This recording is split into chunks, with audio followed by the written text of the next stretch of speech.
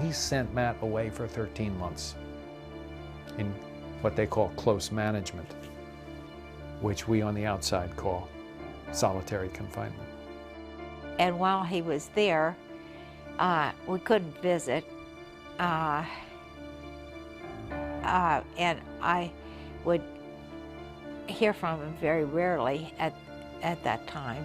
The old Quaker way is to put them in solitude and let them get right with God. When I got to confinement, through that night and the next day, I started feeling bad for what I had done, for hitting the guy with the pipe. And yes, I mean, to you that may seem like, well, that's human.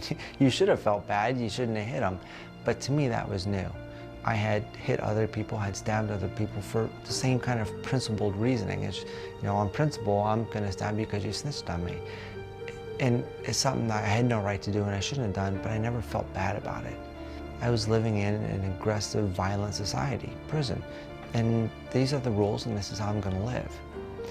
But this time I felt bad, I felt guilty for what I had done to him. And this was a new emotion for me.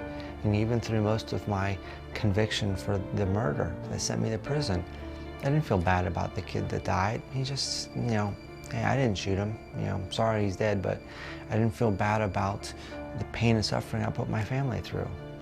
You know, it was just, okay, you know, I'm the one in here. I'm the one locked away. I'm the one going to prison. And I've never really felt that guilt or that remorse until now. He was sorrowful for the first time in his life. For the first time in his life, he had the emotion of sorrow. When they come to that realization, then they begin to think about their victims. They begin to think about, you know, repentance. And I had a Bible that my dad sent me just after I was incarcerated, just after I was sent to prison.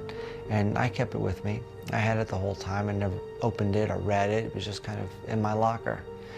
And, but I had it then, and I had it in confinement.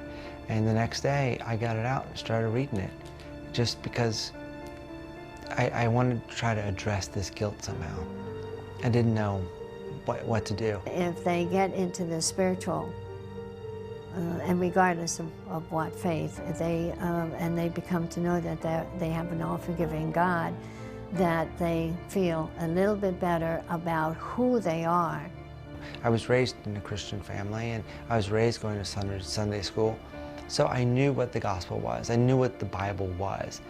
I didn't know what reading the Bible was going to do, but I felt like it would somehow, if not take the guilt away, I was addressing it somehow, just reaching out to do something. And just started reading the Bible, and the more I got into it, I don't think the guilt just went away immediately. I think I still felt it, but I came to the realization that I had become someone, that a violent person, and that I needed to try to get my life together. They may put on a big front, a big facade.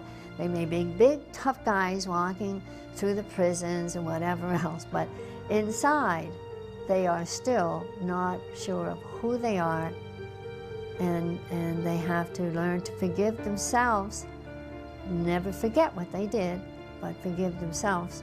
The Christian faith is all about forgiveness. It's all about mercy. It's all about second chances. Religion plays a bigger part, regardless of what, and it played a part with Matt.